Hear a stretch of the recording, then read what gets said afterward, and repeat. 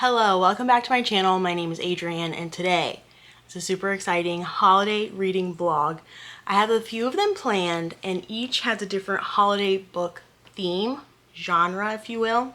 So for this reading vlog, I plan on reading a couple of romance books, which aren't my normal genre, but it's a fun genre to dip into during the holiday season. So the first book I'm planning on reading is A Winter in New York.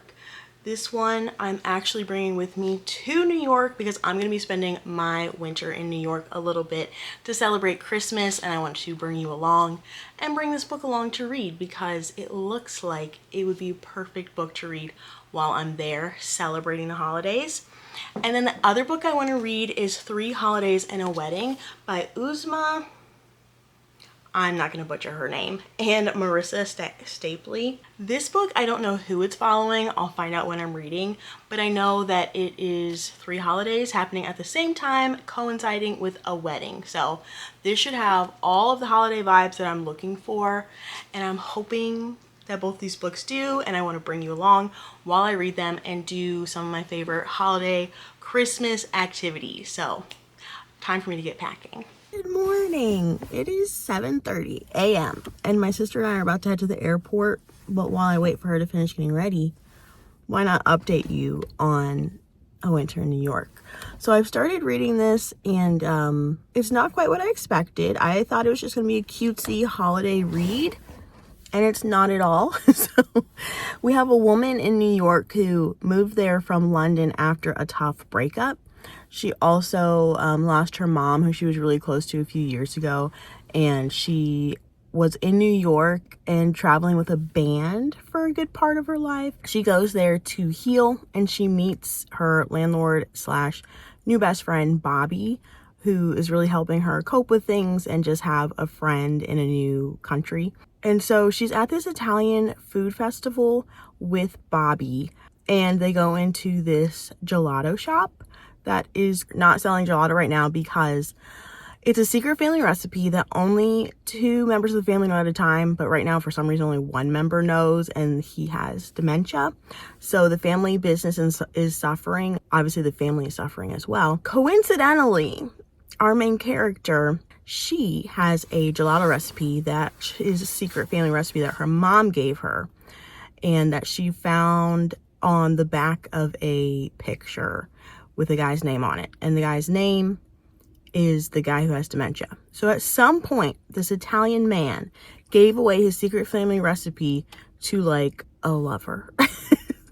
So for some reason, instead of just giving them the recipe and saving their business, she's like, I don't ever want them to know that Santo betrayed the family secret. So she's working with the guy, Gio, who's running the gelato place right now, even though they're not selling gelato, because they're trying to figure out what the recipe is. So she's a chef, or was, and she's like nudging him closer to the recipe each day. It's kind of silly. Like, why wouldn't you just give him the recipe? I wouldn't care if you're saving my family business. Sorry, Santo, the one with dementia, one time he had an indiscretion.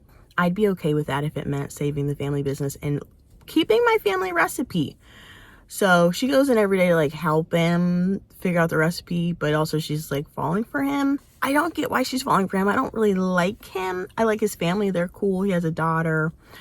He has sisters and his mom, and, you know, big family, which she's really missing out on, and I'm sure she's very much enjoying partaking in. But we just had our first conflict between the two, and he got mad at her for no reason and kind of yelled at her. Obviously, in a romance, we need to have some conflict and stuff, but anger issues is not doing it for me. I would just leave and never come back. But she comes back. They're still working on the recipe, so that's where I'm at. I'm still at the beginning somehow, maybe like a quarter of the way through. I'm like, how much longer can this go on? I don't know. Oh, but there's a big thing between them because they had actually met one time, like 6 months ago in a bookstore. They had an altercation. She said something smart about his wife, and he said something smart about her husband because they could see each other wearing rings. And she was like, well, my husband's dead, when really she broke up with him because he's a bad person. But it turns out Gio's wife actually is dead, and she doesn't want to tell him that she was just saying that because she's upset with her ex-husband. So he thinks that they're bonding over a dead spouse. And I think she kind of feels like, well, we're bonding over, I also have a dead mom and I also have a bad spouse, so I'm mourning that. And I'm just like, what is happening? She's weird. But anyways, I'm gonna go check if my sister's ready. And we're gonna head to the airport to go to New York. Yahoo!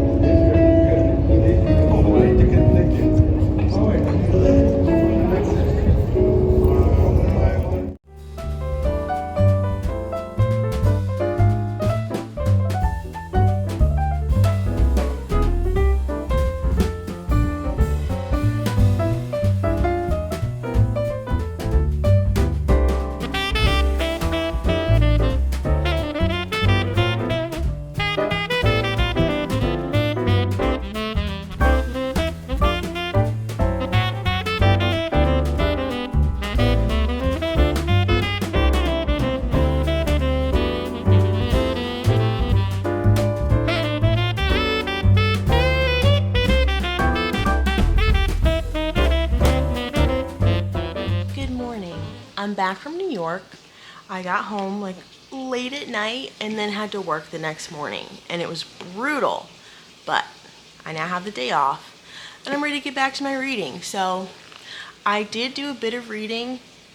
This is not living up to the New York centered fun I was looking for. When I picked this up, I thought I was picking up because it's a well-rated book and it's really only a 3.6 on Goodreads, which is terrible. But I did do some reading while we were in New York. My sister and I had the best time. Did I mention that? It was the Christmas dream we were hoping for. It is everything you would ever want and that you've seen on TV. Just add about 1 million people standing in your way. But highlight, of course, Hamilton on Broadway. My 4th time seeing it.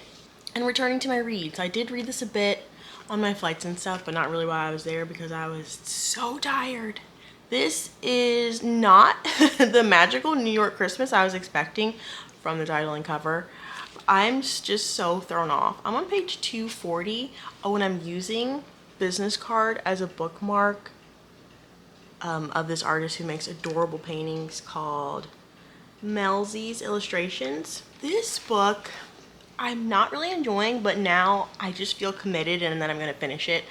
But the love interest, so we're still following Iris. She's still a pretty sad girl working at a noodle shop. Now her and Gio have become intimate. And I just don't really see why they like each other. I told you I don't like the anger problems being a trope, especially because Iris is recovering from an abusive relationship. No, have any other issue. But now Iris is so deep into the lies that she's been telling. So remember that she told Gio that her husband died. He wasn't actually her husband. He didn't actually die. She just escaped an abusive relationship. And then she knows the family secret gelato recipe, but she doesn't want anyone to find out that this guy she's never met in Gio's family gave out that recipe. Like, they want you to save their family business, right? She's really upset about these lies, but like she won't stop lying. She could have resolved it very easily when she was still a stranger. It would have been a very quick fix. But she's so determined that her dead mother would not want people to know that he gave out the family recipe. But it's like, he did give out the family recipe. Truth conquers all. It's crazy. But the other crazy part is Iris casually lies throughout the book. Kind of doesn't acknowledge that she's lying. Gio asked her, like, have you had dinner? And she says, yes, I already ate. But she didn't eat. She just doesn't feel like eating.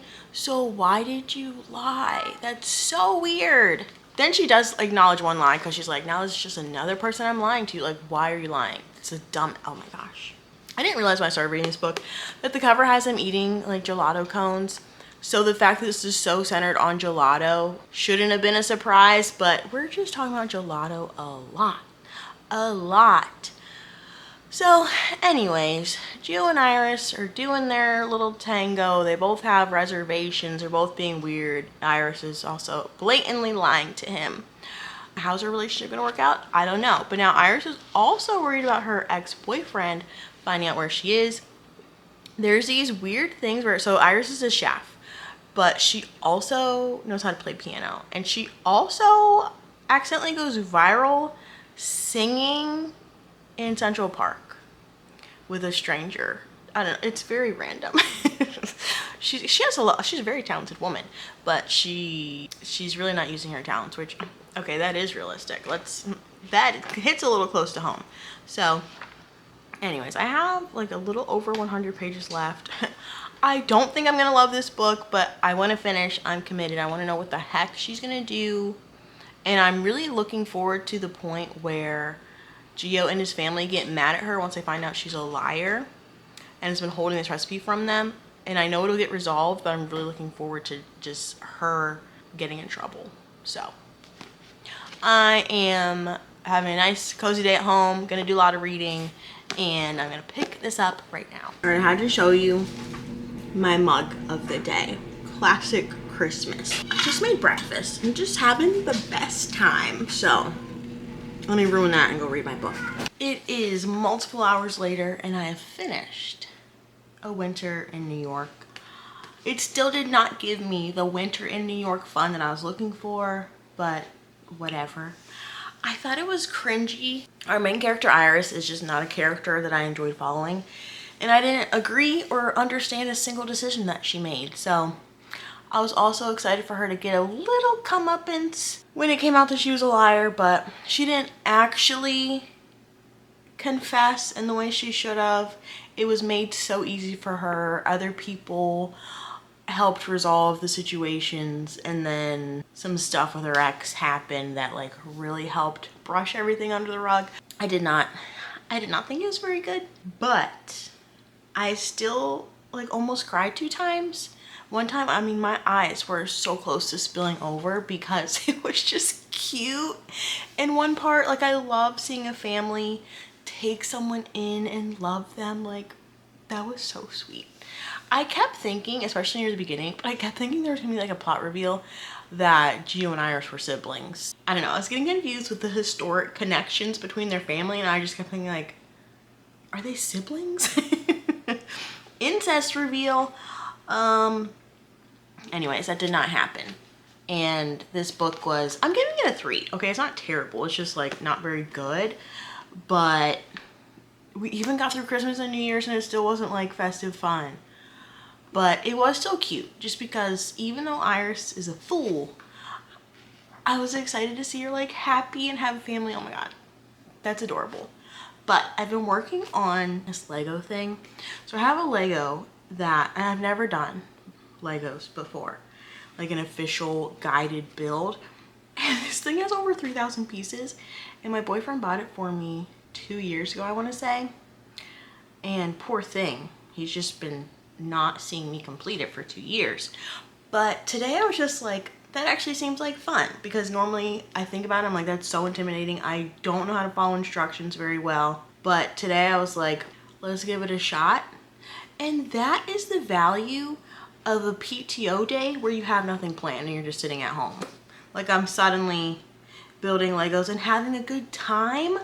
So since I'm having a good time and I am ready to keep the festivities going, the audiobook just became available for 3 holidays and a wedding, which was perfect timing. So I can continue my Legos but still read or listen to the audiobook. And this one, I don't know anything about. I just know it's set in the year 2000 when Christmas, Hanukkah, and Ramadan were all like on or near the same date. And it looks like there's also a wedding. So it should be as festive as humanly possible, right? I mean, how could it not be? So I'm gonna start listening to this. It's about 350 pages, so it can keep me company while I continue my build.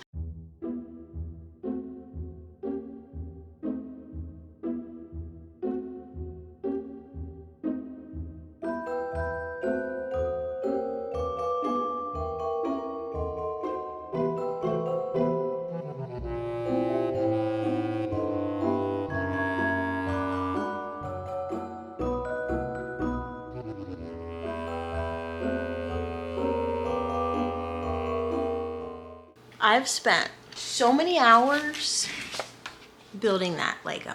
I'm having a good time. It's also stressful and makes me sweat, but also fun. But I also was listening to the audiobook here of 3 holidays and a wedding, and I'm having so much fun so far. So we're following 2 main characters so far. One is named Anna, and she has the perfect boyfriend, and she thinks she's gonna propose to her on Christmas Eve, but she's going with him and his family to celebrate Christmas, and his family is perfect and he's perfect, and he's from this wealthy family that she feels like she's trying to live up to, and he doesn't really know her entire past, but her family is kind of gone, so she's trying to meld into his. They've only been dating for 6 months, but she's hoping to impress them and has all the perfect gifts, but she's feeling a little like maybe her life isn't so perfect and this isn't the life she wants. And then we're also following, is it Miriam? Yes, Miriam. So she is on her way to her sister's wedding, who decided to get married during Ramadan, which is a big no-no, but they're making it happen. They're also flying to Toronto, and she has all of her family with her. It's chaos. She's the one like wrangling everyone together, keeping everybody on schedule, organized, and taking care of all of them. She ends up giving her wonderful airplane seat to one of her family members so that they can be more comfortable, and go into the back where she happens to be sitting beside Anna.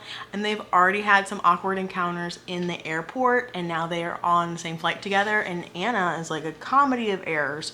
She's spilling stuff, she's dropping stuff, she's annoying Miriam, but they both start getting nervous whenever the plane's taking off, and it's super rough. So they're flying from Denver to Toronto, and it's snowing, and Anna sees her bag fall off. She's just a mess. But they're like talking to each other as the plane takes off, and they're both like having a sudden realization while they're having this scary experience that they're not living the life that they want to live, which is just like a funny rom-com or comedy feeling moment where they're both just like, I don't like the life I'm living, or something, during extreme turbulence. So that's been funny so far. I've laughed out loud. So Anna's boyfriend, he's supposed to be like this perfect guy, which, you know, for some reason in romances, rich boyfriends are usually the worst. Like, why can't we just enjoy having a rich boyfriend? That'd be fun. It's like morning time, and they're packing for their trip, so he's on a different flight. They're packing for their trip, and she like goes to kiss him goodbye, and he says, "Ooh, coffee breath. I hope you didn't pack your toothbrush yet."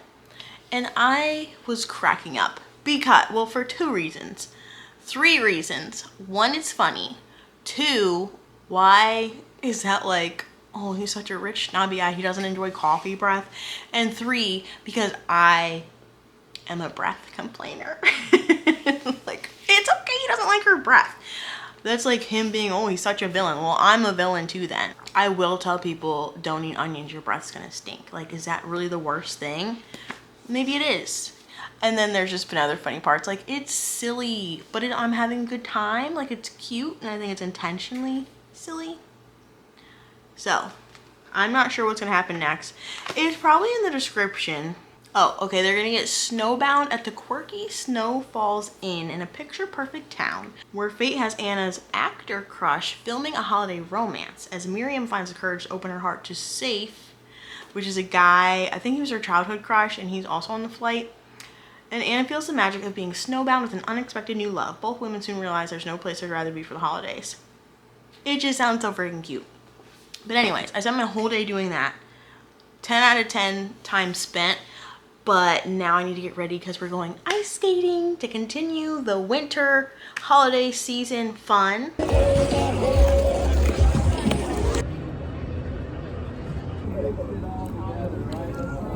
Hello, it's now Saturday. Ice skating was fantastic. I came home this morning. I put on my Christmas pajamas, and now I'm gonna get back to reading. I'm on about page 90 now. Still enjoying it.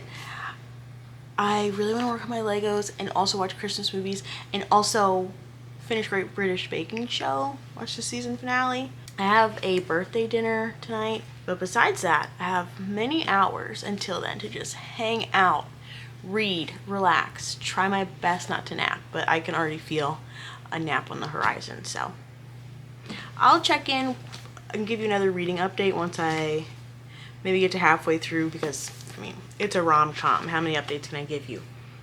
All right, I'm about to head to dinner, but I didn't plan how to show you this properly. I've got feet. I've got tail. Day well spent. I'm about 135 pages in to my book. I think it's so cute. I love this little town. So we're in this small town outside of Ottawa, Canada. That's where they all got snowed in. And the town is surprisingly like diverse and populous in a way that you wouldn't assume small towns would be. They have a Jewish bakery, they have multiple halal restaurants, they have just a whole mix of things, even though it's clearly like a Christmas loving town. Everything has cute names, but it's also secretly the film set of a Christmas romance movie, like Hallmark movie.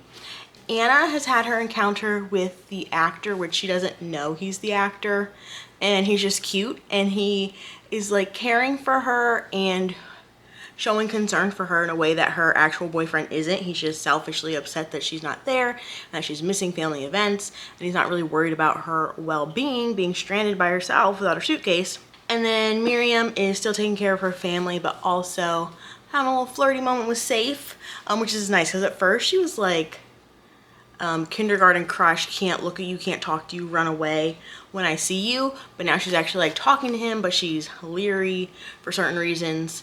So the women haven't been interacting since they got to the town. They kind of lost touch with each other. But I think they're gonna come back together because I really want to see like their cute friendship. I think they have such good platonic chemistry together. And then they're both also interacting with other people as well. So Anna has befriended Miriam's grandpa, which is super cute. And he's like giving her advice and trying to help her not worry. So it's just so cute. And it's giving the snowy small town vibes that I was hoping for. And it's been a great time, but heading to dinner now. I'm about to make a delicious dinner of steak and risotto. And risotto is one of the most time-consuming dishes to make, but I feel like it'll give me time to finish my book. I only have like a little over an hour left of the audiobook, and I'm still enjoying it. I think it's so cute and silly and just such a holiday rom-com movie. I don't know if you should trust my judgment right now, because when I was at Target earlier, I was literally ready to cry looking at the little Santas on the wrapping paper. Like, I don't know. I'm feeling emotional about Christmas for some reason, but having a great time.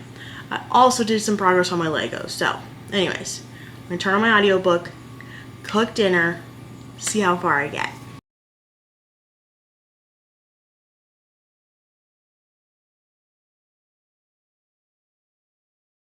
Good morning. I finished 3 holidays and a wedding last night, and I did continue to enjoy it, but of course the end of a romance, it got silly in a less enjoyable way. Everything was just happening so fast. The characters were making life-changing decisions, and all based off of knowing or interacting with someone for less than a week. I know it was magical and beautiful, but I wish we would have just been more open-ended of what the future holds, which, I mean, yes, it kind of was, but you know, they're both just in this fairy tale happily ever after moment. But it was still very cute. I had a good time. There was a conflict at the end that was kind of weird, but everything got resolved. I liked the people in the town. I loved Anna's relationship with Miriam's grandpa. I loved her family, and I loved how Anna got to enjoy having that family. And then there's like a potential for her to reconnect with some of her own family. So it was cute. And that means I've now read 2 romance holiday reads, 2-star and 3-star. So honestly, I have really low expectations for holiday romance anyways. So I think that's pretty good. And now, if you'd like to see more holiday reading vlogs, next up I'm going to be doing Christmas horror. So make sure you stick around to see that one next. And thank you guys so much for watching. I will see you again in the next video. Bye.